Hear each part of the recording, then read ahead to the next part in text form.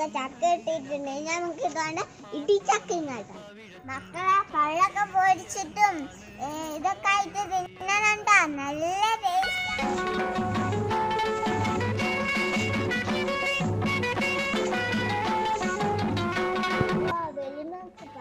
മക്കളെ എങ്കിലും കുമ്പിടാനൊന്നും പറ്റില്ല, അടിക്കാനൊന്നും പറ്റില്ല.